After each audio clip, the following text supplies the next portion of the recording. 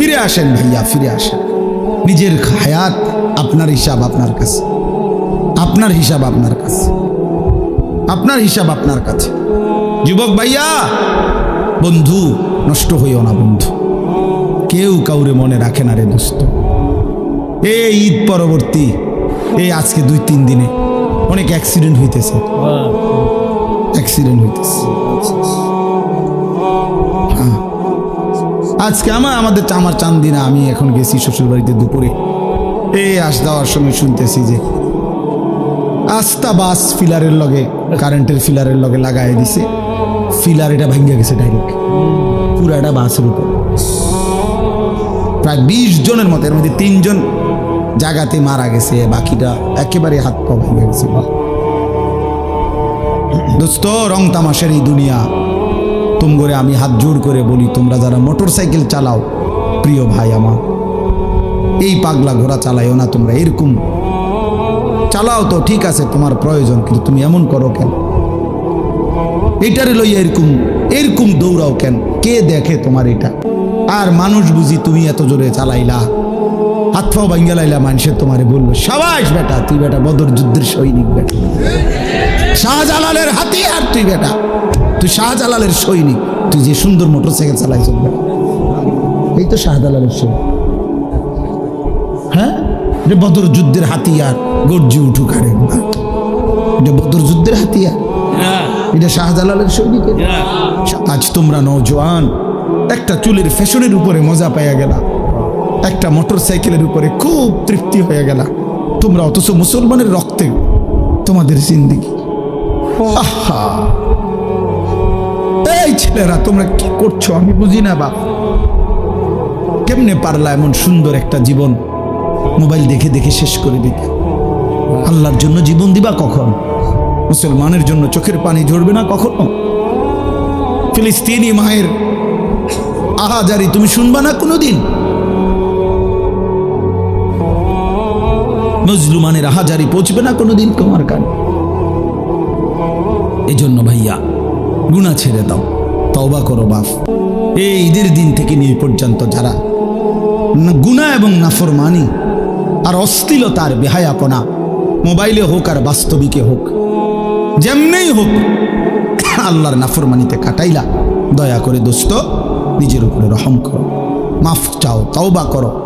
ভুল হয়েছে, এটা ভুল হয়েছে, এটা ভুল করেছ, এটা উচিত হয় নাই। আল্লাহকে এভাবে নারাজ করিলে একদিন মৃত্যু হবেই, সেদিন কিন্তু কবরে কষ্ট হবে।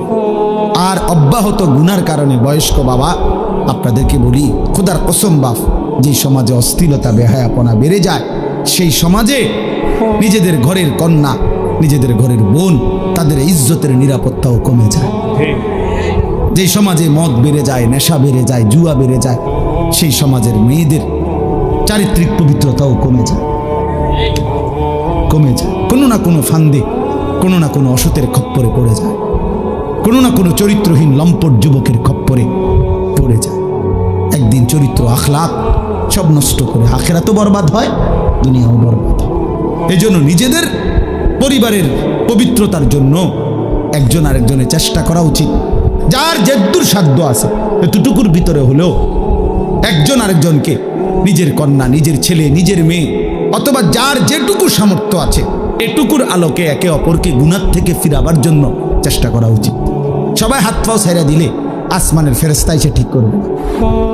আমাদেরটা আমরাই চেষ্টা করতে হবে, আমাদেরটা আমরাই চেষ্টা করতে হবে। আল্লাহ আমাদেরকে তৌফিক দেন।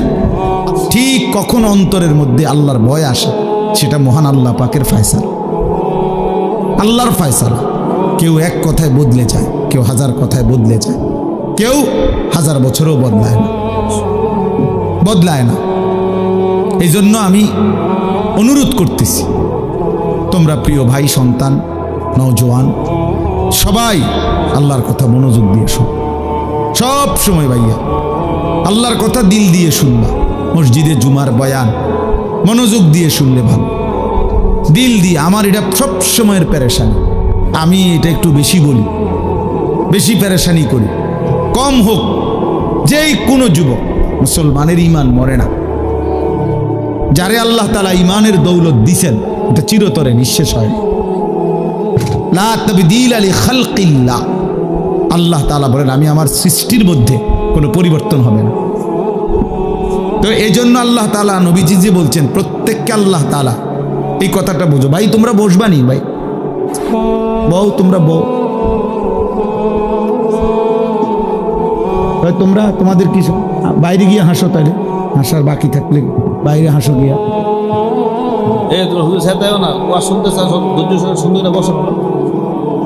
হ্যাঁ, তো বলতেছি কথাটা খেয়াল করেন। রাসূলুল্লাহ সাল্লাল্লাহু আলাইহি ওয়াসাল্লাম বলেন সৃষ্টিগতভাবে একেবারে মায়ের পেট থেকে সন্তান যখন বের হয়, তো আল্লাহ নবী বলেন আল্লাহ তাআলা প্রত্যেককে জন্মলগ্নেই সৃষ্টিগতভাবেই ইসলাম মানার স্বভাবজাত যোগ্যতা দিয়েই পৃথিবীতে ভূমিষ্ঠ করে। তার এই শরীরের অস্তিত্বের ভিতরে দেহের মধ্যে আল্লাহকে মানার পূর্ণ যোগ্যতা দিয়েই আল্লাহ তাকে পাঠায়। কুল্লু মাউলুদিন ইউলাদু আলাল ফিতরা, ফিতরাত স্বভাবজাত, সৃষ্টিগতভাবে মানুষের চামড়ায় গরম লাগলে গরম অনুভূত হয়, ঠান্ডা লাগলে ঠান্ডা অনুভূত হয়। এটা কোনো বেটা কিনে আনছে না কোনো কিছু, এটা আল্লাহ তাআলাই তার শরীরের চামড়াটা এভাবে তৈরি করছে, এটা তার একটা স্বভাবজাত যোগ্যতা। ঠিক আল্লাহকে মানার যোগ্যতা আল্লাহ তাআলা বান্দার মধ্যে তাকে মায়ের পেট থেকে বের করার সময়ই সৃষ্টিগতভাবেই দিয়ে দিছেন। ফিতরাতাল্লাহিল্লাতী ফাতারান নাসা আলাইহা, কোরআনুল কারীমে আল্লাহ বলেন আল্লাহ তাআলা মানুষকে ফিতরাত দিয়ে, মানে আল্লাহকে মানার যোগ্যতা দিয়েই সৃষ্টি করেছেন। এরপরে আমি যে কথাটা বলতে চাচ্ছি, লা তাবদীলা লিখালকিল্লাহ যালিকাদ দীনুল কাইয়্যিম, আল্লাহ বলেন এই সৃষ্টিগত এই যোগ্যতাটা কখনোই পরিবর্তন হবে না। অর্থাৎ 90 বছর কোনো ব্যক্তি আল্লাহর নাফরমানি করছে, মনে করেন 90 বছরে কোনোদিন একটা সেজদা দেয় নাই, এরপরেও 90 বছর পরেও যদি কোনোদিন ভুল বুঝতে পারে, আজকে যদি দিতে চায় সেজদা, খোদার কসম আল্লাহ আজকেও যোগ্যতা দিবে তাকে। এইটা হলো মানে সৃষ্টিগত এই যোগ্যতা কখনোই কি হয় না, মুছে যায় না। যা বেটা তুই আজকে 90 বছর যখন সেজদা যাস না, তাহলে আর 90 বছর পরে চাইলেও আর কোমর বাঁকা হবে না, চাইলেও আর কপাল মাটির দিকে যাবে না, এমন হয় না। না, আল্লাহ বলছে ঠিক আছে বান্দা, 90 বছর পরেই আসছো, আচ্ছা আসো, আজই আসো, আজই আসো, আসো বান্দা। আজ 90 বছর পরে সব হারাইয়া শরীরের ক্ষমতা, যৌবনের ক্ষমতা, এখন আর আগের টাকার জোর নাই, মহল্লায় আগের মতো দাপট নাই, মানুষের কাছে আগের মতো ক্ষমতা নাই, বিবি বাচ্চার কাছেও আগের মতো কদর নাই, বুড়া হয়ে গেছে, সবার কাছেই এখন না কদর। ছেলেরাও বিরক্ত, বাবা বারবার বেশি ভেজাল করে, স্ত্রীও বিরক্ত, বুড়া বেড়া বেশি ফ্যান করে, গ্রামবাসীও মূল্যায়ন দেয় না, টাকা নাই, ক্ষমতা নাই, শরীর নাই, সব দিক থেকে মায়ুস, নিরাশ হয়ে আল্লাহ তাআলা বলছে বন্ধু, সারা পৃথিবী থেকেও যদি শূন্য হয়ে আমার বান্দা 90 বছরে কোনোদিন সেজদা দেয় নাই, বন্দিগি করে নাই, তবুও যদি আমার কাছে সে কোনো একদিন রাত গভীরে আসে আর এক ফোঁটা চোখের পানি ফেলে মাফ চায়, আমি আপনার কাছে ওয়াদা দিলাম আমি ওরেও মাফ করতে পারি। मायूस ना हो अहले ज़मीं, अपनी खताओं से तकदीर बदल जाती है मुद्तर की दुआओं से।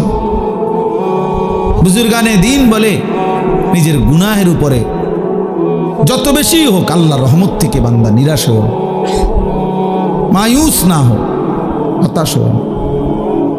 এক অসহায় যখন অক্ষম হয়েও আল্লাহর কাছে হাত তুলে, আল্লাহ তাআলা তার তাকদীর বদলায় দেয়, আল্লাহ তাআলা সিদ্ধান্ত বদলায় দেয়। যা ভেবেছিলাম 90 বছর নাফরমানির পরেও ভেবে তো ছিলাম তোরে জাহান্নাম দেব, কিন্তু আজ এক রাতের চোখের পানিতে সিদ্ধান্ত বদলে দিলাম, জান্নাত দিলাম। আল্লাহু আকবার, সুবহানাল্লাহ।